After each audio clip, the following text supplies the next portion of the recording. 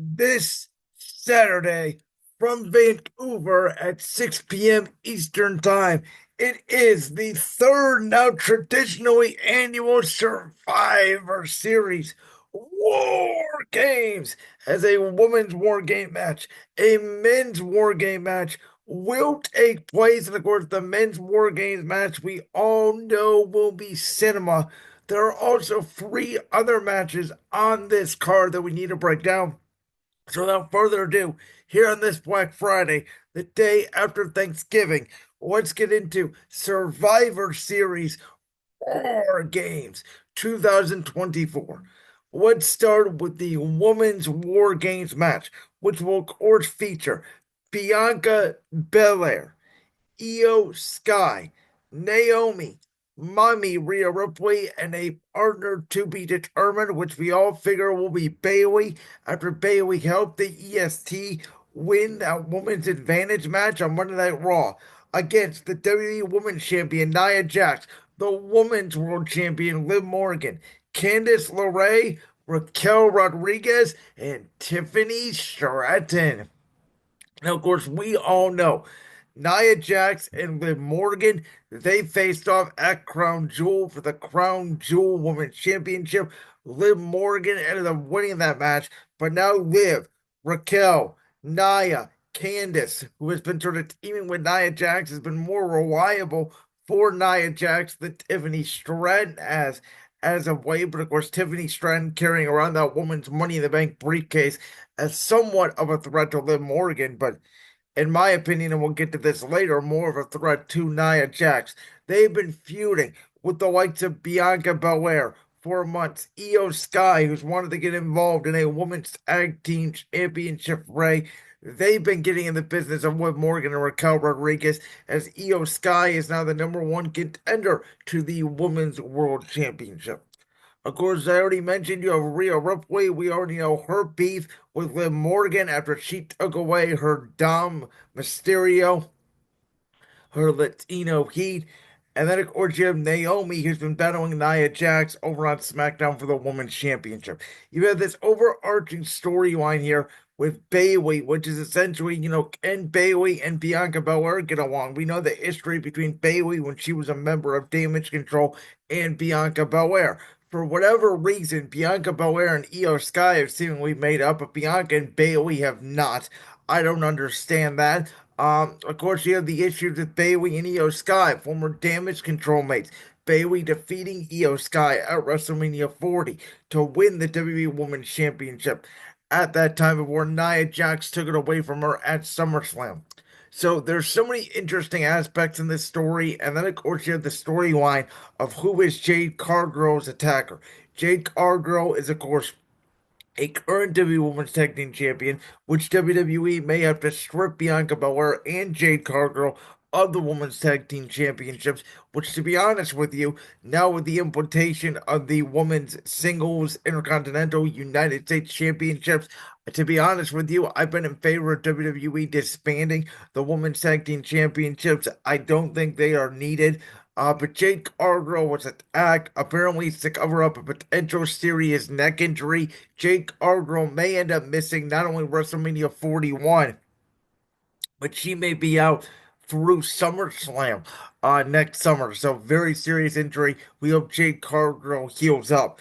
But regardless, I always thought Bayley, even more so than Jade, fit into this spot. Is Bayley going to be revealed as the attacker on Jade Cargill? Is it going to be Naomi? We've seen some tension between Naomi and Bayley as of late. Is Naomi going to turn on her team? There's a lot of interesting aspects in here. Again, Bianca Belair's team as the War Games advantage.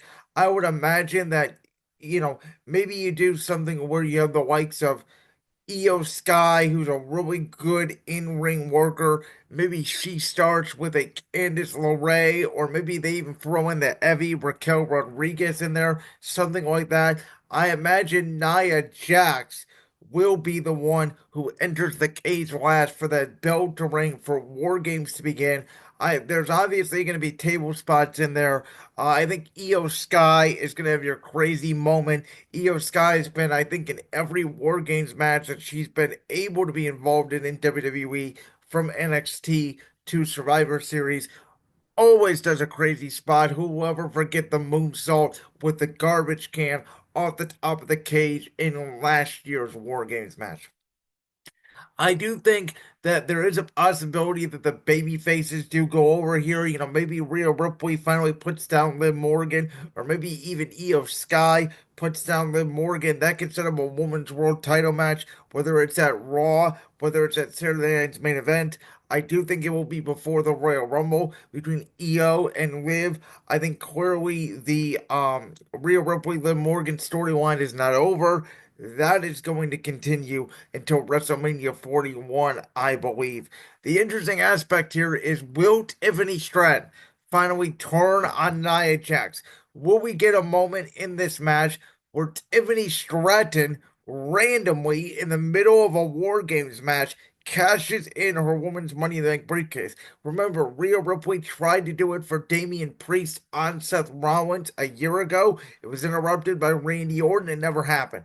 I don't know how you book that. Maybe Tiffany Stratton cashes in the middle of the match. She says she's cashing in on Nia Jax, turns on Jax, hits her with a briefcase, and pins Nia Jax. Maybe at that point you just give the victory to the babyface team. Or maybe it's after, Liv or even Nia, after she gets taken out, gets pinned in this match. Tiffany Stratton then goes on to turn on Candice LeRae, turn on Nia Jax, cash in that woman's Money in the Bank briefcase. And I do think, if you want a big moment at Survivor Series, there's going to be a ton of big moments. Obviously, the men's War Games match is the most anticipated match.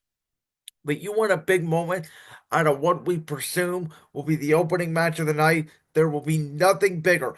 I don't even care about the result, to be honest with you. The heels could win, the face to win. I want iffy time.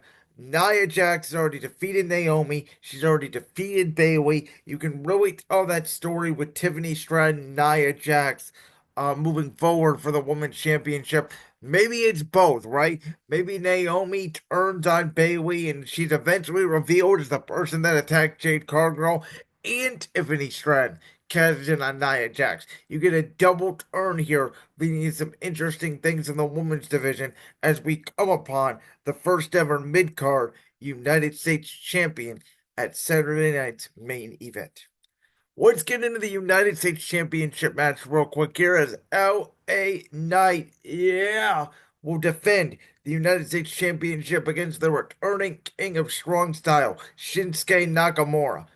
Believe it or not, folks, this is Shinsuke Nakamura's first match as a member of the Blue Brand since he was drafted back there in May. Shinsuke has returned after months off, and he has seemed to target the United States champion, who has been defending his championship week in and week out. Shinsuke Nakamura has attacked LA Knight during the past couple of weeks. Listen, I think LA Knight has had a very entertaining United States Championship reign, like I knew he would. Obviously Carmelo and Andrade and him had that great triple threat match at Crown Jewel. I really think there's a lot of mid-card heels, including Nakamura, that you can sort of throw at LA Knight here for that United States Championship reign. Uh, and I think these two have a fantastic match. I think it's going to be a little bit of a slower pace. Shinsuke will obviously try to work LA Knight. I would love to see, a potential missed kick Asa or a missed kick. Boom, right into the BFT. I do think we're going to get a fall here. Again, with 5 matches on the card, I anticipate this to be an average match. To be honest with you, this match could have been saved for SmackDown. This is the one match on the card that I feel like you could have did, tonight on SmackDown at the time of this airing did not need to be saved for the PLE, but to get to that 5 match card, I get it. Again, I think it's a good match. I think LA Knight, yeah, retains the championship. Let's go to the mid card championship on the Monday Night Raw side because this is more fascinating to me. Where you have Braun Breakker, who is slowly turning into the unpredictable badass, but he's slowly turning into one of the biggest baby faces, in my opinion, on the WWE roster. The dogs will be out barking as he takes on Ludwig Kaiser and the Celtic Warrior Sheamus. I give my nod to, in my opinion, the greatest ring announcer in WWE history, Samantha Irvin. No disrespect to William Garcia, but Samantha, we miss you very much. And Breaker, Ludwig, Sheamus. Obviously, Sheamus and Ludwig have had quite a rivalry here since Sheamus has returned over the summer to Raw. Braun Breaker and Sheamus had an Intercontinental Championship match that was interrupted a few weeks ago by Ludwig Kaiser after those two put on an incredible performance. And this past Monday night on Raw, Braun Breaker goes to spear Ludwig Kaiser on the outside, runs right into the announce table. It doesn't matter because Sheamus sets up interference. Now, I am a little bit conflicted on this because I think if you want Sheamus to become a Grand Slam champion in WWE, Sheamus could pin Ludwig Kaiser here. Braun Breaker would not have to take the fall. We could have a new Intercontinental Champion on this show. Would that transition to, Braun Breaker going into a babyface role? Maybe it will move Braun Breaker potentially, depending on what happens in the World Championship match, which we will get to next, in a World Championship match down the line. I could see that. WWE recently has been more hot-shotting the mid-card championships opposed to the major championships.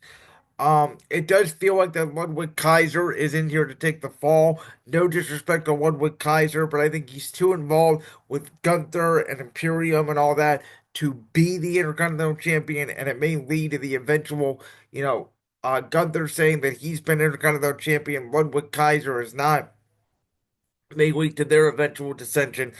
I just don't feel like Breaker is at a proper time to really be that mid card guy, be that Intercontinental Champion to anchor the division. And I could see WWE making him double spear potentially both individuals and walking out of here as the Intercontinental Champion. I think again, Sheamus can very well become the Intercontinental Champion some point down the road. I don't think WWE sees it as now. It would feel kind of weird for Sheamus just to get involved, in my opinion, in this IC title picture for a random match with Breaker, then cause interference with Ludwig Kaiser to go on and win the championship. I think there's still meat on the bone there for Breaker, and I do think he retains the strap. Then, speaking of which, we'll get to the World Heavyweight Championship match. A rematch from SummerSlam with El Champion, who of course won a fatal four-way match that also involved Sheamus. It involved Dirty Dominic Mysterio, his former Judgment Day mate. It involved the Visionary, who he took on at Money in the Bank. And Drew McIntyre, of course, tried to cash in for the World Championship in Seth Rollins. I'm talking about Damian Priest, one half of the Terror Twins. He will take on Gunther. And this storyline has all been about Damian Priest being the aggressor. And ever since Gunther won the World Championship, he was taken to his limit at the Bash and Pro win by Randy Orton. He was taken to his limit on the Raw after Bad Blood against Sami Zayn for the World Championship. That Gunther has seemingly lost his confidence. He does not look like the same man, the same guy that, for 75 to 80% of his time on the WWE main roster has held a World Championship.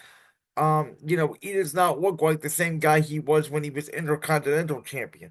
And without Giovanni Vinci, who's obviously been way gone from Imperium, without Ludwig Kaiser being there to protect him, Gunther seems to be scared and running away as a champion. He does not seem to be the ring general anymore. And Damian Priest has been the aggressor, and he's been on Gunther, and he worked his way back to a world championship match after, in his mind, he got screwed out of the championship match at SummerSlam by his former Judgment Day stablemate Finn Balor.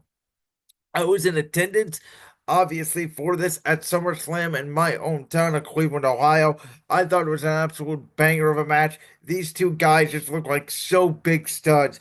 For Priest, especially, being a few years removed from NXT. Gunther, obviously, a master of his class. These guys coming from around the same NXT class. They look like the future of WWE, and every time they meet in the ring, whether it's Damian Priest attacking Gunther from behind backstage, or it's the Razor's Edge for the announce table, Damian Priest does look like a legitimate threat. He does look like a legitimate world champion. That world championship reign he did have was not a fluke. Again, at SummerSlam, Damian Priest passed out, which I thought was a significant story. He did not tap out, he passed out, which is again saying he did not give up, he just fell asleep. And, maybe Finn Balor, Carlito, Dominic, maybe Judgment Day does get involved here. I said earlier, I don't think Rhea Ripley is done with Liv Morgan. I don't think necessarily Finn Balor and the Judgment Day. I know they've been teasing a little bit of a breakup between Finn and Dom, but I just think as long as Rhea is fighting Liv, Dame is going to fight Finn. Maybe Finn Balor gets involved in the World Championship match again, screws Priest again. This time, though, I think Damian Priest will get pinned by a power bomb, probably by Judgment Day interference. And I think we will continue the Priest Balor feud. And that will be leading into one of the bigger matches, which will be at WrestleMania between Priest and Balor as they finish what they started 6 months prior at Bad Blood. Okay, I've talked about this move for weeks. The new bloodline, the OG bloodline, playing chess, adding Bronson Reed and CM Punk. We know the CM Punk backstory with Paul Heyman returning. This is all anybody wants to talk about when it comes to this War Games match. And me and Michael Reiner talked about it on Brandon's Word a couple weeks ago. I talked about it this past Tuesday with Josh Unger on my debate show, Championship Rings. To me, the result of this match has never been in question. The new bloodline, Solo Sikoa, Jacob Fatu, Tonga Loa, Tommy Tonga, Bronson Reed, they are going to win this match. My biggest question is, how are they going to win this match? As of this recording, I'm recording before SmackDown on Friday, so Jey Uso will be taking on Jacob Fatu in the men's War Games Advantage match. I suspect Jacob Fatu will win that match. I suspect the Samoan Werewolf will give the advantage to the new bloodline. And as I said, when it comes to War Games, I kind of think the advantage is a little bit overrated because the match still doesn't start until 10 people are in the ring, and at times you do get an even side. So I don't know as much about how much the War Games advantage helps. I think narrative wise, it will help that Roman Reigns will step into the cage last. I think you'll see a scenario where, Tama Tonga or Tonga Loa will probably start the match, a weak ass member of the bloodline. My guess is they take on maybe even CM Punk, right? Maybe, or it's Jacob Fatu and Jey Uso, one of those combinations to where maybe Roman Reigns forces CM Punk into the cage. I think we all know Reigns will go last. Reigns will enter to the massive pop. And again, my biggest question here at the end of this match, one of two options. Number one, does Paul Heyman screw over Roman Reigns and CM Punk and join forces with the new bloodline? A lot of speculation out there. Paul Heyman, when he returned, and I talked about this last week, was wearing Solo Sikoa's version of the red shirt. Does that mean something? To be honest with you, I get it. There's a lot of storyline clues. People thought the fact that Roman Reigns could not get a hold of Paul Heyman, was something, but then Paul did come back for Roman Reigns. But it sounds like Roman Reigns and Paul Heyman have not had any communication. So there's a lot going on there. I don't think Paul would screw Roman Reigns and CM Punk because I do think he still has a great relationship with the Second City Saint, who of course returned last year at Survivor Series War Games. Just an incredible 1 year retrospective. What I do think is going to happen is the final boss is going to appear in Vancouver. Yes, Dwayne The Rock Johnson himself. Yes, the F that final boss, Dwayne The Rock Johnson, because F is the direction you can F. Excuse me, off is the direction you can F, if I do say so myself, from the final boss himself. I think he will come into the ring.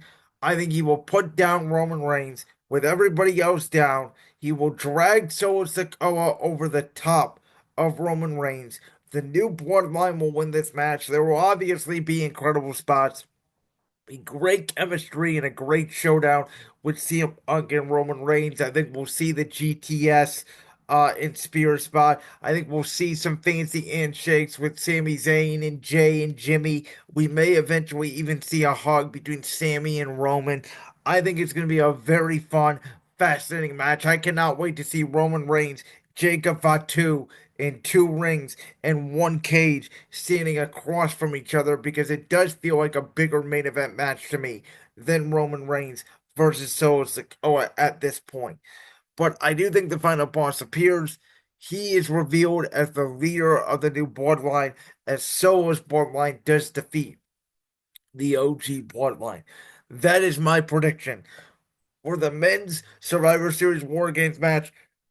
I could be wrong. Maybe Paul Heyman just reveals he was behind Solo the whole time. Though, to be honest with you, Solo was attacked at Madison Square Garden by Solo's group, so it doesn't make much sense to me.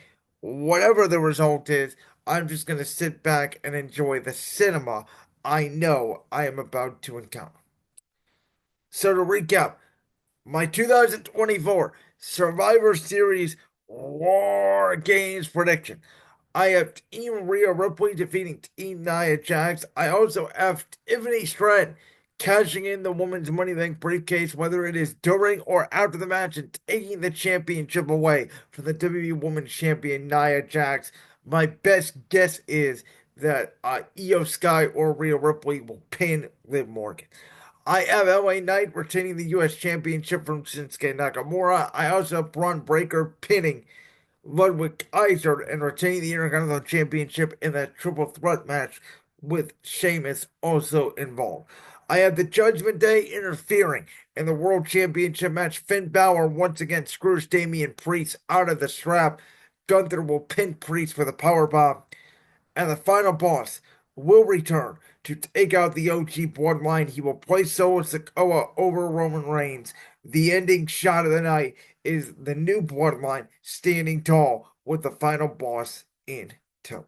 Like that clip from the Brands World podcast? If so, make sure you go down there and hit that subscribe button.